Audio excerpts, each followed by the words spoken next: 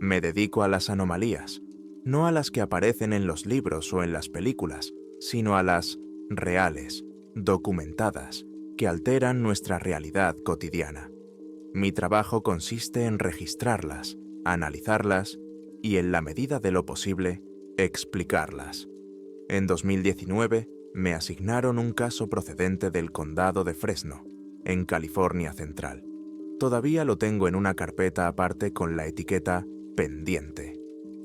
El informe llegó a mi mesa el lunes 22 de julio. Era un archivo estándar, sujeto con un clip.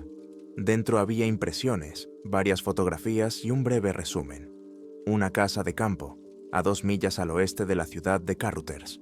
Una construcción de 2 plantas, abandonada desde 1991 tras la muerte de su último propietario, un tal Jacob Miller. La electricidad fue cortada oficialmente y desmontada por la empresa local PG&E en octubre de ese mismo año, lo que se confirmó con los correspondientes documentos. El problema era la luz. Cada noche, aproximadamente a la misma hora, se encendía una luz amarilla uniforme en la ventana del dormitorio del segundo piso. Permanecía encendida entre 10 y 15 minutos y luego se apagaba. Los primeros en darse cuenta fueron unos adolescentes locales en busca de aventuras. Luego se involucró la oficina del sheriff. Los patrulleros confirmaron el hecho. La luz realmente aparecía. Revisaron la casa. Estaba vacía, tapiada, sin cableado, sin generadores ni baterías. Uno de los ayudantes del sheriff era aficionado a la fotografía y decidió fotografiar la casa por la noche con una cámara analógica. Cuando reveló las fotos, en las imágenes en las que se veía la luz encendida, se distinguían siluetas oscuras dentro de la ventana. 2, a veces 3, borrosas, difuminadas, pero claramente humanoides. Las cámaras digitales no captaron nada parecido, solo una ventana vacía y luminosa. Esa fue la razón por la que nos pasaron el caso. La película capta lo que ni el ojo ni la matriz digital pueden ver. Ese es nuestro perfil. Salí hacia Fresno el 24 de julio. En el aeropuerto me esperaba un Ford Ranger, alquilado, discreto y bastante apto para las carreteras rurales. Al atardecer, ya estaba allí. La casa estaba en un lugar apartado, rodeada de almendros abandonados. Los árboles se habían vuelto silvestres. Sus ramas se entrelazaban formando una densa pared de vegetación casi impenetrable alrededor de la propiedad. El edificio en sí parecía sólido para su edad, una clásica casa de granjero estadounidense con techo a 2 aguas y porche. La pintura estaba descascarillada y las tablas se habían vuelto grises con el paso del tiempo, pero no se veía podredumbre ni daños graves. La ventana del segundo piso daba a la carretera de acceso. Estaba intacta, sin cristales, solo un hueco vacío. Lo primero que hice fue reconocer el terreno. Rodeé el perímetro y comprobé todas las entradas. La puerta principal estaba tapiada con tablas gruesas, al igual que las ventanas de la primera planta. En el patio trasero había otra entrada, al sótano, cubierta por una puerta de madera torcida con bisagras oxidadas. Estaba cerrada con un enorme candado. No había rastros de que alguien hubiera entrado recientemente. Polvo, telarañas, hojas secas. Instalé varios sensores de movimiento sincronizados con mi portátil alrededor del perímetro. No era para atrapar fantasmas, sino para asegurarme de que no se presentaran invitados no deseados, como los adolescentes o los vagabundos. Monté mi base en el coche, a unos 100 metros de la casa, detrás de unos olivos silvestres. Desde allí se veía perfectamente la ventana. Llevaba el equipo habitual, varias cámaras digitales de alta resolución, una cámara termográfica, un dispositivo de visión nocturna y, por supuesto, una cámara analógica, una vieja y fiable Nikon FM2 con varios tipos de película. La monté en un trípode y apunté el objetivo directamente a la ventana. El sol se puso alrededor de las 8 de la tarde. La noche en el Valle de California llegó rápidamente, se volvió densa y silenciosa. Estaba sentado en la cabina de la camioneta, con el asiento reclinado y observando la casa con los binoculares. La pantalla del ordenador portátil indicaba que los sensores de movimiento estaban inactivos. Todo estaba tranquilo. Bebía café frío de un termo y esperaba. A las 2:17 de la noche, se encendió. La luz no destelló, sino que se hizo visible gradualmente, alcanzando su intensidad en un par de segundos. Una luz uniforme, cálida y amarillenta, como la de una bombilla incandescente de 60 vatios. Iluminaba el hueco de la ventana, pero no proyectaba ningún rayo hacia el exterior. Simplemente brillaba en el interior. Cronometré el tiempo. Encendí todas las cámaras digitales. Luego, con cuidado, tratando de no mover el trípode, hice varias fotos con una Nikon de carrete. Cambié la exposición, probé diferentes ajustes de diafragma. La luz no parpadeaba ni cambiaba de intensidad. Simplemente ardía. La cámara térmica no mostraba nada. Absolutamente nada. El hueco de la ventana seguía tan oscuro y frío como el resto de la pared de la casa. No había ninguna fuente de calor. Era extraño. Cualquier fuente de luz, incluso los LED, emite al menos una pequeña cantidad de calor. Esta no. Exactamente 12 minutos después, a las 2:29, la luz se apagó con la misma suavidad. No se apagó, sino que se desvaneció. Se disolvió en la oscuridad en un par de segundos. Esperé otra hora, pero no pasó nada más. La noche volvió a ser completamente negra y silenciosa. Por la mañana, cuando amaneció, me dirigí a la casa. Los sensores no se habían activado durante la noche. Quité la cerradura de la puerta del sótano.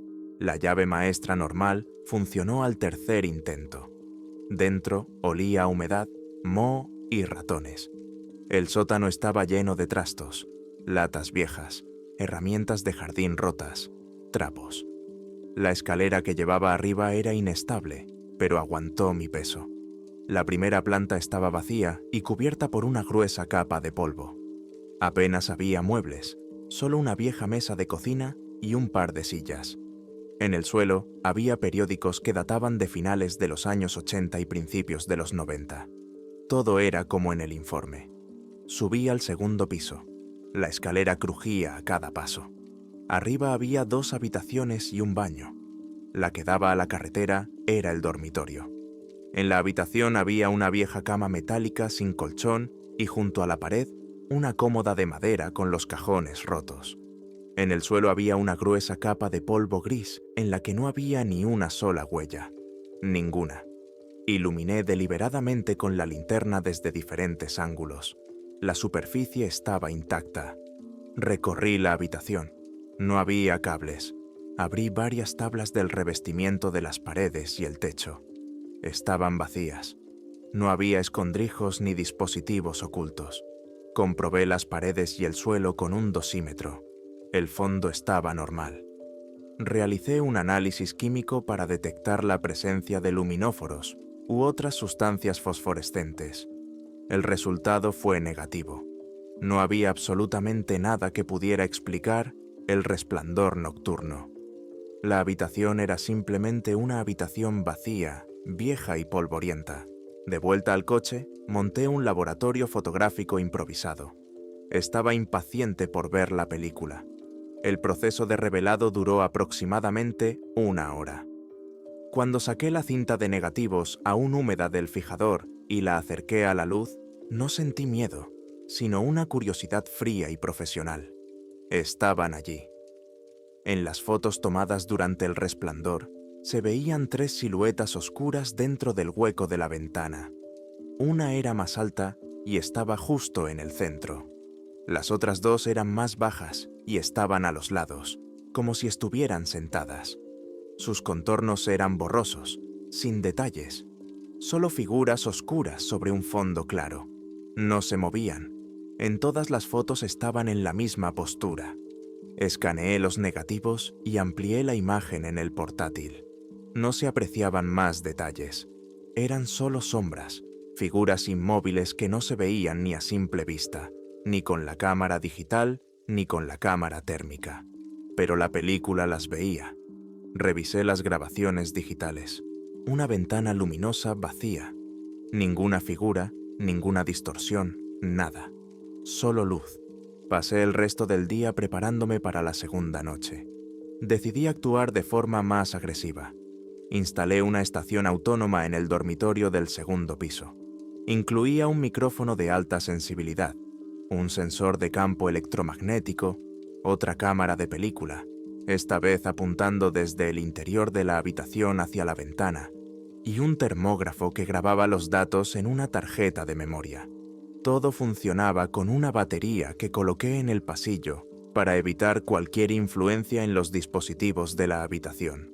Fuera dejé todo como estaba: la cámara en el trípode, la cámara térmica y mi puesto de observación personal. Quería obtener el máximo de datos, ver lo que ocurría a ambos lados de la ventana. La segunda noche fue una copia exacta de la primera. A las 2:19, la luz se encendió suavemente. Repetí el procedimiento de grabación, observando al mismo tiempo las lecturas de los aparatos en el portátil. El sensor de campo electromagnético de la habitación mostraba actividad nula. La temperatura, según el gráfico del termógrafo, no había variado ni un grado. La luz permaneció encendida durante 13 minutos exactos y se apagó a las 2:32. Por la mañana recogí el equipo. El micrófono no había grabado nada, salvo un ruido apenas audible del viento. Los datos del termógrafo y del sensor EM confirmaron lo que había visto en línea. No había habido ningún cambio. Estaba impaciente por revelar la segunda película, la que había dejado dentro de la habitación. El resultado fue desalentador. En la película tomada desde fuera, volví a ver las mismas 3 siluetas en la ventana, y en la película tomada desde dentro no había nada. Absolutamente nada. Solo un rectángulo oscuro de la ventana contra el fondo del paisaje nocturno. Ni luz ni figuras. Resultaba que la luz y las siluetas de la ventana solo se veían desde fuera, y solo para la emulsión de la película, si hablamos de las figuras. Desde dentro de la habitación no había nada. Esto rompía toda la lógica. El fenómeno tenía una dirección. Solo existía para el observador que se encontraba fuera de la casa. Estaba sentado en la camioneta mirando 2 juegos de negativos. En uno, una ventana iluminada con 3 sombras. En el otro, una ventana oscura, tomadas al mismo tiempo, con una diferencia de unos pocos metros, pero mostraban 2 realidades completamente diferentes. Revisé el equipo. Todo estaba en orden. Utilicé película de un solo lote. No podía haber errores. Decidí que necesitaba más información sobre el lugar, sobre la historia de la casa y su último propietario. Los informes eran claramente insuficientes. Recogí muestras de tierra alrededor de la casa, corté varias ramas de almendros silvestres y raspé muestras de pintura y madera de las paredes del interior del dormitorio. Lo empaqueté todo en bolsas estériles. Quizás había algo en ellas, algún agente químico o biológico que no pude identificar en el lugar. Sabía que era poco probable, pero tenía que descartar todas las versiones racionales antes de admitir que me había topado con algo sobrenatural. Por la tarde fui a Carruthers, un pequeño y polvoriento pueblo detenido en el tiempo. En el archivo local, que consistía en una sola habitación en el edificio del ayuntamiento, encontré viejos archivos de periódicos y registros de parcelas. La casa de los Miller fue construida en 1920. Jacob Miller la heredó de su padre. Nunca se casó ni tuvo hijos. Los vecinos, citados por el periódico local en la necrológica de 1991, lo describían como un hombre tranquilo y solitario. En los últimos años de su vida, casi no salía de casa. Murió de un ataque al corazón, en ese mismo dormitorio del segundo piso. No lo encontraron hasta una semana después. El informe del forense no reveló nada inusual, salvo un detalle. Mencionaba que el cuerpo había sido encontrado sentado en una silla junto a la ventana. Junto a él, en el suelo, yacían 2 fotografías enmarcadas, viejas y descoloridas. En una aparecía el propio Jacob de joven con sus padres. En la otra, una mujer desconocida con 2 niños pequeños. Nunca se identificó a estas personas. Las fotos se entregaron a la oficina del sheriff como objetos personales del difunto y, muy probablemente, con el tiempo se perdieron en el archivo. 3 personas, un hombre de pie, 2 figuras más pequeñas, sentadas. Eso no me dejaba tranquilo. Era una coincidencia demasiado exacta con las siluetas de mi película. Volví a casa cuando ya estaba anocheciendo. Tenía un plan para la tercera noche. El plan era arriesgado e infringía varios puntos del protocolo estándar, pero tenía que intentarlo. Iba a estar dentro de la habitación cuando se encendieran las luces. El protocolo prohíbe expresamente permanecer en el epicentro de la anomalía durante su fase activa sin motivos de peso y sin un grupo de refuerzo. Yo no tenía ni lo uno ni lo otro, pero quedarme fuera y coleccionar fotos idénticas no tenía sentido. El fenómeno estaba localizado en el hueco de la ventana y solo existía para un observador externo. Para comprender su naturaleza, era necesario romper este sistema, introduciendo una nueva variable en la ecuación: un observador interno. Trasladé la mayor parte del equipo de vuelta a la casa. Mi plan para la tercera noche era sencillo. Estaría en el dormitorio del segundo piso durante el evento.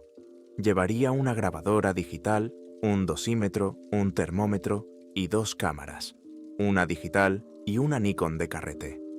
Coloqué una cámara Polaroid en un trípode junto a la ventana, ya que necesitaba resultados inmediatos para no tener que esperar hasta la mañana siguiente. Afuera, junto al coche, dejé una cámara enfocada hacia la ventana. La señal de vídeo se transmitía por un canal inalámbrico a un pequeño monitor de 7 pulgadas que me había llevado. Quería ver lo que veía un observador externo. Me instalé en una esquina de la habitación en diagonal a la ventana. Me senté en el suelo, con la espalda apoyada en la pared. Desde allí podía ver la ventana y la mayor parte de la habitación. Comprobé la conexión. La imagen que aparecía en el monitor era nítida: la pared oscura de la casa y el rectángulo negro de la ventana. La grabadora no registraba ningún sonido. El dosímetro marcaba un fondo de 0 con 15 milésimas de microsievert por hora. La temperatura en la habitación era de 22 grados centígrados. Eran alrededor de las 11 de la noche. Me preparé para esperar. El tiempo pasaba lentamente. En la oscuridad y el silencio absolutos, el oído se agudiza. Oía el zumbido lejano de la autopista, el roce de un ratón en alguna parte de las paredes, el crujir de las viejas vigas de la casa. El polvo flotaba en el aire, sentía su olor seco y rancio. Me quedé inmóvil, tratando incluso de respirar con regularidad para no alterar la pureza del experimento. La única fuente de luz era la pantalla tenue del monitor que tenía sobre las rodillas. A las 2:16 me estremecí. No por un ruido o un movimiento en la habitación, sino por lo que vi en la pantalla. El rectángulo de la ventana del monitor comenzó a llenarse lentamente de luz amarilla. Levanté la vista. Delante de mí, a 10 pasos, estaba el mismo hueco completamente negro, tras el cual se adivinaban las siluetas de árboles lejanos a la tenue luz de las estrellas. En la habitación no había cambiado nada. Seguía estando igual de oscuro y silencioso. Pero en la pequeña pantalla que tenía entre las manos, la habitación en la que estaba sentado estaba inundada de una luz brillante. Fue la sensación más extraña e ilógica de toda mi carrera. Me encontraba dentro de una fuente de luz que no existía. Estaba en 2 realidades al mismo tiempo. En una, percibida por mis sentidos, reinaba la oscuridad. En la otra, captada por la fría lente de la cámara, brillaba la luz. Me obligué a concentrarme en el protocolo. 2 horas y 17 minutos. Dicté en voz baja al grabador. Visualmente, no hay cambios en la habitación. Está oscuro. Los instrumentos funcionan con normalidad. Sin embargo, la cámara de vigilancia exterior registra un resplandor en la ventana. La intensidad es constante. Cogí la Nikon de carrete y tomé varias fotos de la ventana desde dentro. Luego apunté el objetivo hacia la pared opuesta y también tomé una foto. Después cogí la cámara digital y repetí los mismos pasos. La pantalla de la cámara digital me mostró lo mismo que veían mis ojos. Una habitación oscura. Ahora, la Polaroid. Me levanté, me acerqué al trípode junto a la ventana y pulsé el disparador. La cámara expulsó la tarjeta con un clic. La guardé en el bolsillo interior de la chaqueta para que se revelara en completa oscuridad. Volví a mi sitio en la esquina y volví a mirar el monitor. La luz de la ventana seguía encendida en la pantalla. Estaba sentado en la oscuridad, mirando la imagen luminosa del lugar en el que me encontraba. Me provocaba una ligera náusea, un fallo del aparato vestibular, como si el cerebro no pudiera conciliar dos señales contradictorias. A las 2:30, la luz del monitor comenzó a apagarse gradualmente. Unos segundos después, desapareció. El evento había terminado. Me quedé sentado en la oscuridad durante aproximadamente 1 hora, escuchando y observando.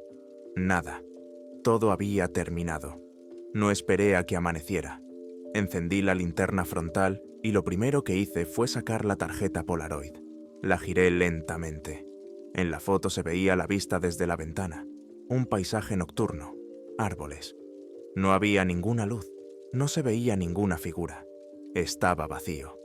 Esto confirmaba los datos de la película que había sacado de dentro la noche anterior. La luz y las siluetas eran un fenómeno unilateral. Luego bajé al coche y me puse inmediatamente a revelar la película de la Nikon. Las fotos de la ventana, como era de esperar, estaban vacías. Solo un rectángulo oscuro. Pero cuando revelé el fotograma en el que estaba capturada la pared opuesta de la habitación, me quedé paralizado. La foto estaba oscura, casi negra, pero en ella, a diferencia del fotograma completamente vacío de la cámara digital, había algo. 3 manchas oscuras apenas perceptibles, aún más borrosas que en las fotos exteriores. No parecían siluetas, sino más bien defectos de la película o sombras.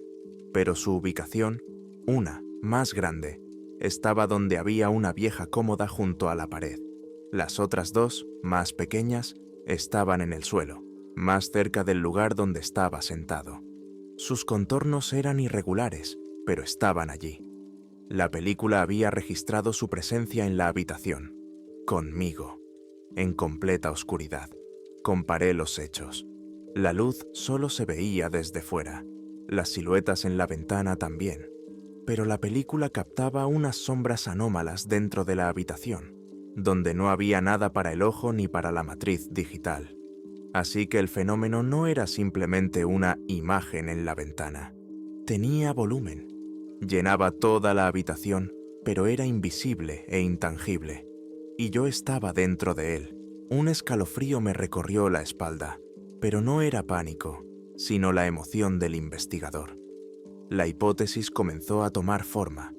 La luz de la ventana no era la fuente, sino un efecto secundario, una especie de escape del proceso que tenía lugar en el interior, como el resplandor de los gases de escape de un coche en la oscuridad. El proceso en sí es invisible, pero la película capta sus huellas, y esas huellas tienen forma de figuras humanas. Por la mañana volví a Fresno, no al archivo, sino a la oficina del sheriff del condado. Me presenté como especialista en seguros que investigaba un antiguo caso sobre la propiedad de Miller. Unas mentiras poco verosímiles y unos términos bien elegidos hacen milagros. Necesitaba acceder al archivo de pruebas materiales. Buscaba las mismas fotos que se encontraron junto al cadáver de Jacob Miller en 1991. Tuve suerte. En aquella época nadie se dedicaba a digitalizar, y las pruebas materiales antiguas solían tirarse en cajas y olvidarse. Tras 2 horas de búsqueda en un sótano polvoriento, un empleado mayor me trajo una caja de cartón con la inscripción Miller J. 187.91. Dentro, entre otros trastos, había 2 fotografías enmarcadas en sencillos marcos de madera dentro de una bolsa de papel amarillenta. El cristal estaba roto. Las saqué a la luz. La primera era un retrato de estudio. Un hombre y una mujer de mediana edad y entre ellos un joven de unos 20 años, el propio Jacob, sus padres. La segunda foto era amateur, tomada en la calle. En ella aparecía una mujer joven que cogía de la mano a dos niños pequeños, un niño y una niña. Entrecerraban los ojos por el sol. En el reverso, con tinta descolorida, estaba escrito: Anne, Michael y Sarah, junio de 1962. Comparé la composición con las siluetas de mis negativos. La coincidencia era casi perfecta. La figura alta del centro era Jacob. Las dos figuras a los lados eran sus padres. ¿Y las sombras que se veían dentro de la habitación? Su ubicación no coincidía con la foto de los padres. Coincidía con la foto de Anne y los niños. Eso lo cambiaba todo. En la ventana se veía una escena. Jacob y sus padres, tal vez una escena de sus recuerdos de cuando la casa estaba habitada. Y dentro de la habitación había algo más, algo relacionado con Anne, Michael y Sarah. Dos capas diferentes de un mismo fenómeno. Volví a la casa con las fotos. Ahora no solo tenía una hipótesis, sino un objeto para experimentar. ¿Qué pasaría si se introdujera en el epicentro de la anomalía su supuesto catalizador? Iba a dejar la foto de Anne con los niños en el dormitorio, y yo observaría desde fuera. Quería ver si cambiaba algo en la imagen que la casa mostraba cada noche. Para la cuarta noche lo preparé todo con especial cuidado. Coloqué la cámara en el trípode en el mismo lugar, pero junto a ella puse otra con otro tipo de película, en blanco y negro y de alta sensibilidad. No dejé ningún equipo en la habitación del segundo piso. Simplemente entré allí por la tarde, con cuidado, tratando de no dejar huellas en el suelo polvoriento, y coloqué la foto enmarcada en el alféizar de la ventana, apoyándola contra la pared, con la cara hacia afuera, para que se pudiera ver desde fuera. No sabía qué esperar. ¿Cambiaría la hora a la que aparecería la luz? ¿Su color? ¿O quizá las siluetas? Me senté en el coche, comprobando el enfoque de ambas cámaras, y sentí que esa noche sería decisiva. O bien obtendría nuevos datos que me pondrían sobre la pista, o bien el experimento fracasaría y volvería a obtener una fotografía con tres siluetas estándar, lo que significaría que iba por el camino equivocado. La tensión era alta. No me limitaba a observar. Por primera vez, intentaba intervenir en el proceso. La espera de la cuarta noche fue diferente. Las veces anteriores había sido un observador pasivo, un registrador de hechos. Ahora me había convertido en un participante activo, que había introducido en el sistema su propio elemento extraño. No sabía cuál sería la reacción, y precisamente esa incertidumbre creaba tensión. Estaba sentado en la cabina de la camioneta, mirando la casa oscura, y me sentía como un zapador que había tirado del cable equivocado. Todo comenzó 9 minutos antes de lo habitual, a las 2:08, y no de forma gradual, como antes. La luz de la ventana se encendió de repente, como si hubiera habido un cortocircuito, y era de otro color. No era cálida, amarilla, como la de una lámpara, sino fría, casi blanca, con un tono azulado. Era más brillante y parecía rara, antinatural. Inmediatamente comencé a filmar. Mis dedos se movían automáticamente, pulsando el disparador de una cámara y luego de la otra, cambiando la exposición. Miré por el visor, luego por los binoculares, tratando de distinguir los detalles. Mi corazón latía un poco más rápido de lo normal. El experimento había funcionado. La interferencia había provocado una reacción. La luz parpadeaba nerviosamente, cambiando de intensidad. Y entonces vi movimiento. Hasta entonces, las siluetas siempre habían sido estáticas, inmóviles, como en una fotografía antigua. Ahora se movían. En la ventana aparecieron 3 figuras, tal y como había supuesto. Una más alta y 2 más pequeñas. Una mujer y 2 niños. Pero no estaban quietos. Se movían dentro del rectángulo luminoso. Sus movimientos eran rápidos, entrecortados, como en una vieja película acelerada. Aparecían y desaparecían, cambiaban de posición, se superponían unos a otros. No era una escena, era el caos, pánico congelado en la luz. Y entonces ocurrió algo que no pude prever. En medio de ese caos, durante una fracción de segundo, apareció una cuarta figura en la ventana. Era completamente diferente, mucho más alta y delgada que las demás, con extremidades desproporcionadamente largas. No se agitaba, simplemente apareció en el fondo, detrás de las otras tres figuras, y pareció extenderles la mano. Y luego desapareció. Todo esto duró menos de un segundo. Inmediatamente después, a las 2:20, la luz se apagó bruscamente. No se apagó gradualmente, sino que simplemente se apagó, como si le hubieran cortado la corriente. La duración total del evento fue de 13 minutos, como antes, pero su naturaleza cambió radicalmente. Me quedé sentado en silencio, asimilando lo que había visto. La anomalía pasiva se había convertido en agresiva. No solo me había mostrado una nueva imagen, sino una escena de violencia y miedo, y en ella aparecía un nuevo participante desconocido. Esperé el amanecer sin apartar la vista de la casa. Me parecía que si me daba la vuelta, me perdería algo más. Cuando los primeros rayos de sol tocaron el tejado, salí del coche y me dirigí a la casa. El aire era frío y húmedo. Entré por el sótano y subí al segundo piso. En el dormitorio todo estaba tranquilo y polvoriento, como siempre. Pero en el alféizar de la ventana me esperaba una sorpresa. La foto enmarcada estaba tumbada de lado. El cristal, que antes solo estaba agrietado, ahora estaba hecho añicos. Había pequeños fragmentos por el alféizar y el suelo. Pero eso no era lo más extraño. La imagen en sí, la foto de Anne y los niños, había cambiado. Se había descolorido, se había vuelto casi blanca, como si la hubieran dejado mucho tiempo bajo los rayos directos del sol. Las figuras de las personas apenas se distinguían. Sus rostros se habían convertido en manchas blancas vacías. El fenómeno no se había limitado a leer la información de la fotografía. La había utilizado. La había quemado como si fuera combustible. Recogí cuidadosamente los restos del marco y la foto descolorida en una bolsa para pruebas. Luego volví al coche y me puse a revelar la película. Los resultados confirmaron lo que había visto por la noche.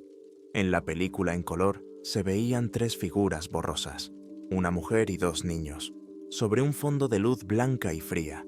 Sus posturas cambiaban de un fotograma a otro, pero la película en blanco y negro de alta sensibilidad reveló algo más. En uno de los fotogramas, el mismo que había tomado en un momento de calma en su agitación, estaba ella. La cuarta figura no era solo una sombra, sus contornos eran más nítidos. Una silueta alta y anormalmente delgada, inclinada sobre una de las figuras infantiles. La imagen era granulada, pero emanaba una sensación de amenaza. Quedó claro que no se trataba de un recuerdo residual del lugar, ni de un eco inofensivo del pasado. Había despertado algo maligno. El tranquilo ermitaño Jacob Miller y su nostalgia por sus padres no eran más que una pantalla, una capa externa de anomalía que se repetía en bucle desde hacía décadas. Debajo se escondía algo más, algo relacionado con Anne, Michael, Sarah y esa cuarta figura sin nombre. Y mi intervención destruyó la capa protectora, dejando al descubierto el verdadero contenido del fenómeno. Tenía que averiguar quiénes eran Anne y sus hijos. Volví a Fresno y me pasé todo el día en la biblioteca pública, accediendo a los archivos digitalizados de los periódicos locales. Introduje las siguientes búsquedas: Anne, Michael, Sarah, 1962. Desaparecidos, Condado de Fresno. Accidentes. Las horas pasaban en vano. No encontraba nada. Ya casi me había rendido cuando decidí cambiar de táctica y buscar por indicios indirectos. Empecé a buscar cualquier incidente criminal o extraordinario en la zona de Carruthers durante todo el año 1962, y lo encontré. Una breve nota en el periódico The Fresno Bee del 4 de agosto de 1962. El titular decía: Encuentro de un coche abandonado. El artículo decía que un patrullero había encontrado un coche Chevrolet vacío en la cuneta de la carretera, a aproximadamente 1 milla de la granja de los Miller. Las puertas no estaban cerradas con llave, y dentro, en el asiento, había un bolso de mujer con documentos a nombre de Anna Maria Connors. También se encontraron juguetes infantiles en el coche. La señora Connors y sus 2 hijos, Michael, de 7 años, y Sarah, de 5, habían ido a visitar a unos familiares a la ciudad vecina, pero nunca llegaron a su destino. La policía inició la búsqueda, pero no encontraron ni a la mujer ni a los niños. En la nota se mencionaba, y este detalle me heló la sangre, que la señora Connors se había separado de su marido poco antes y, según los rumores, se veía con un granjero de la zona. El nombre del granjero no se mencionaba en el artículo. Todo encajaba. Jacob Miller, un granjero tranquilo y solitario. Ann era su amante secreta. Quizás ese día había ido a su casa para romper con él, o al contrario, para quedarse para siempre. Y algo salió mal, algo terrible, irreparable. Y ocurrió en esa misma casa. Ahora las visiones nocturnas cobraban un significado siniestro. No eran solo sombras, era el eco de un asesinato. Durante décadas había estado oculto bajo otro recuerdo, más inocente de Jacob sobre sus padres, que se repetía una y otra vez. Pero yo, al llevar la foto de las víctimas a la casa, rompí ese ciclo. Obligué a la anomalía a recordar ese otro suceso, y ahora lo reproducía. Y la cuarta figura era él, Jacob Miller, no como una silueta pasiva de una foto antigua, sino como un participante activo en la tragedia, un depredador. Mi tarea había cambiado. Ya no podía ser un simple observador. Había provocado a esa entidad y ahora sabía de mi presencia. No podía dejar las cosas como estaban. Esta nueva versión del fenómeno era demasiado agresiva e inestable. No sabía de lo que era capaz.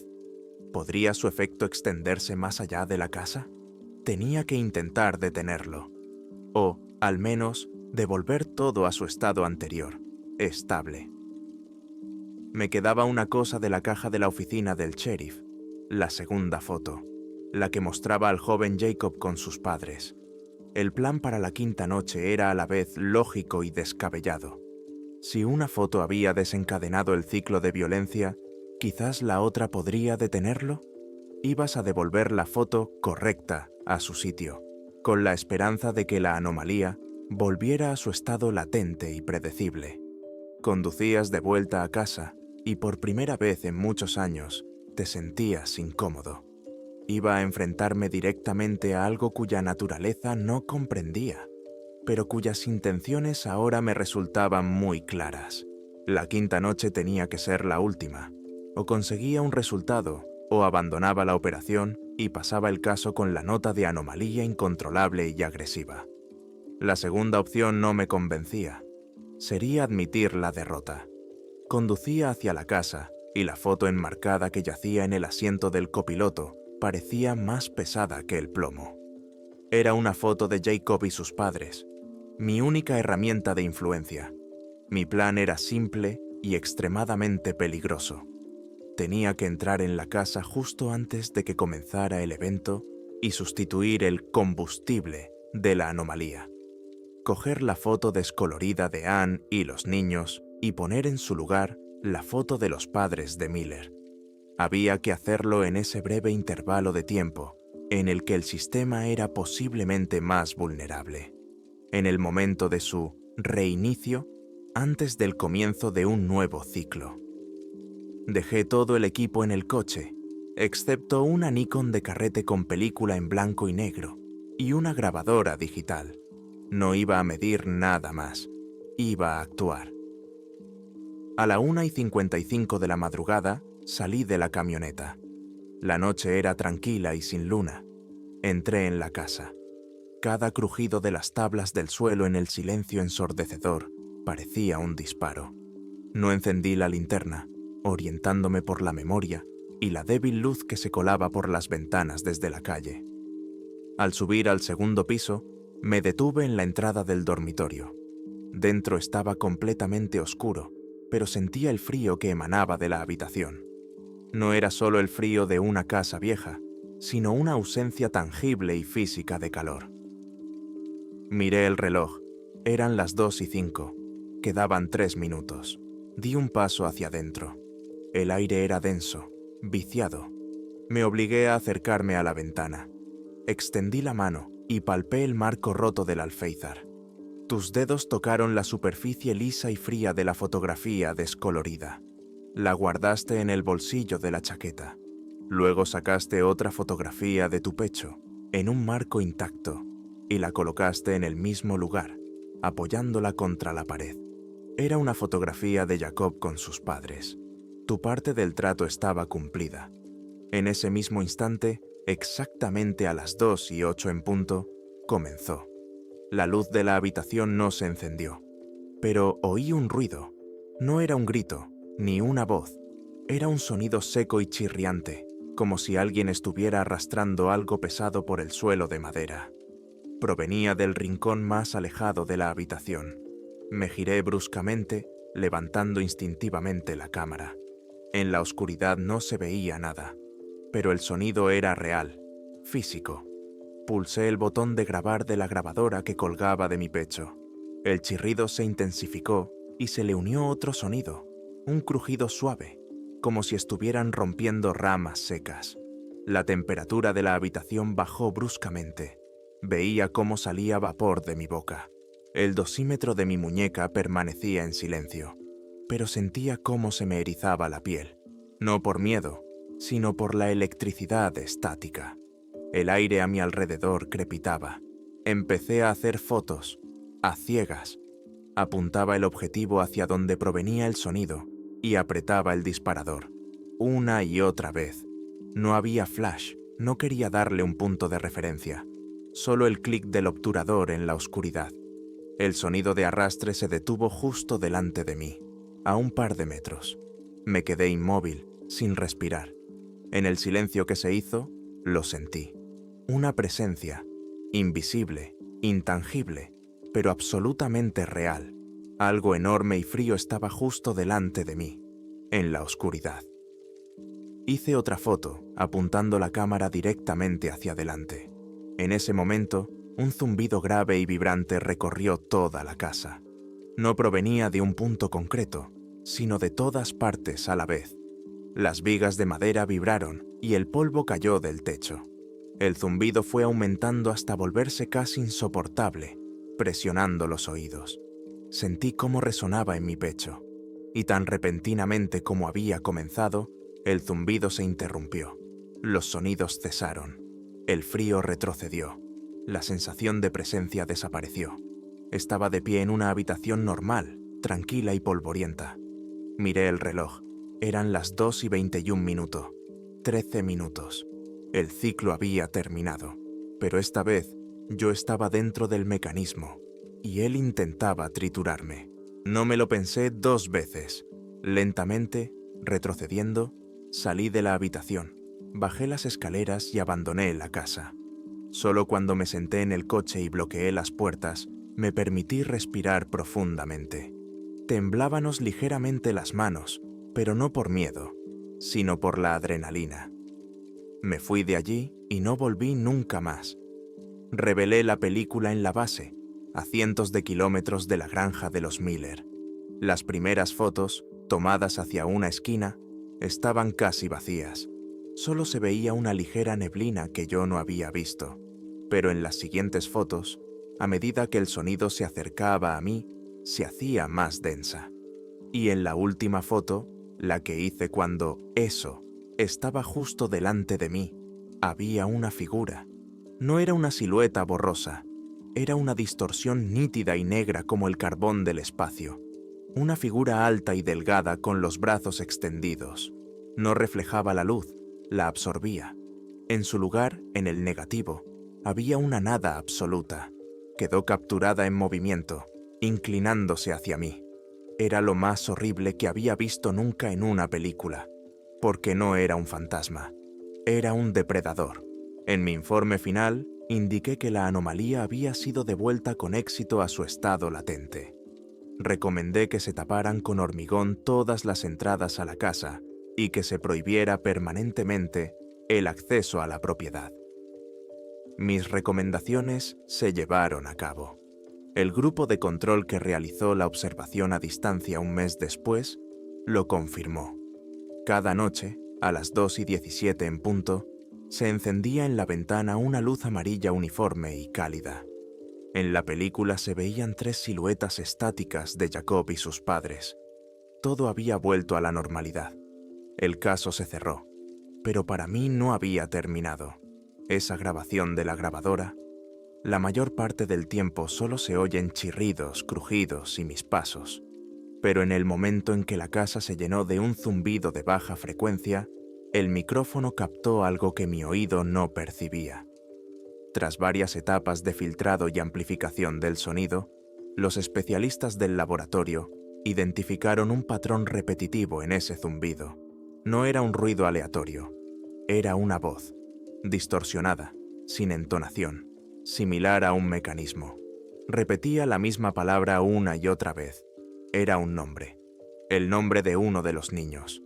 Michael, Michael, Michael. Detuve la imagen que mostraba la casa, pero no detuve lo que vive dentro. Sigue ahí, en la oscuridad, y ahora sabe que podemos oírlo.